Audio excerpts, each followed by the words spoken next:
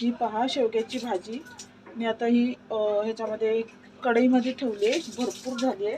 त्याच्यामध्ये मी 2 तांबे पाणी घातलं आहे, कारण तिला आपल्याला शिजवायची आहे. नाही शिजवली तर मग ती चरचरीत लागणार अशी आहे भाजीची. आणि शिजल्याच्या नंतरला मग ती पूर्ण पिळून घ्यायचं त्याच्यातलं पाणी आणि मग बारीक चिरायची.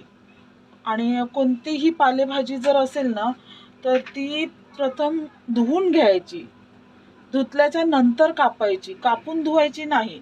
तर तसं केलं तर मग त्याच्यातले सगळे विटॅमिन्स वगैरे जे काय असतं त्याच्यातले ते निघून जातं.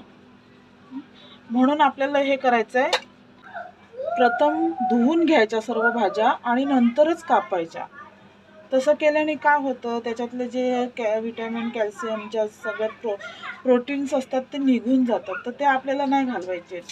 म्हणून भाजी आधी स्वच्छ साफ करायची, धुवायची आणि धुवून झाल्याच्या नंतरला ती चिरायची आहे.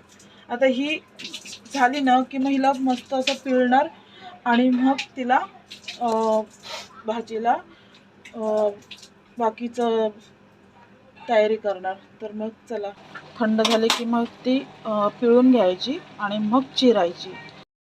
ही पहा, आपली ही भाजी उकळून झाली आहे आणि ती मी पिळून घेतली. आता त्याच्यातलं पाणी जे आहे ना ते असं मी याच्यामध्ये टाकणार आहे. बारीक चिरून घेणार हे सुरीने.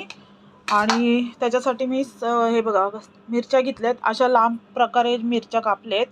म्हणजे कसं बारीक कापले की ते तोंडामध्ये दाताखाली येतात.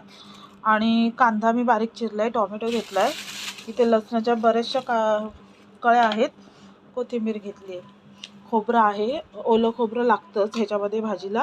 तर मी आता हे कापून चिरून घेते आणि मग परत एकदा दाखवते.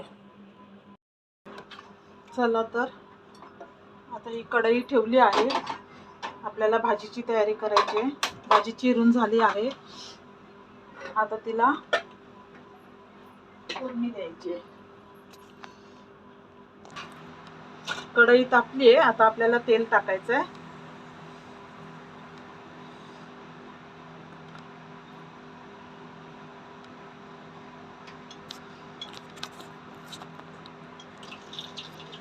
तेल आता आपलं तापलेलं आहे. आता ह्या लसूण टाकायचे आहेत आपल्याला. आणि ह्या 5 मिरच्या घेतलेल्या आहेत, तिखट आहे, आम्हाला तिखट चालतं, तर ह्या मिरच्या मी टाकणार आहे. आणि बरोबर हा जो कांदा आहे तोही टाकते आता बरोबर.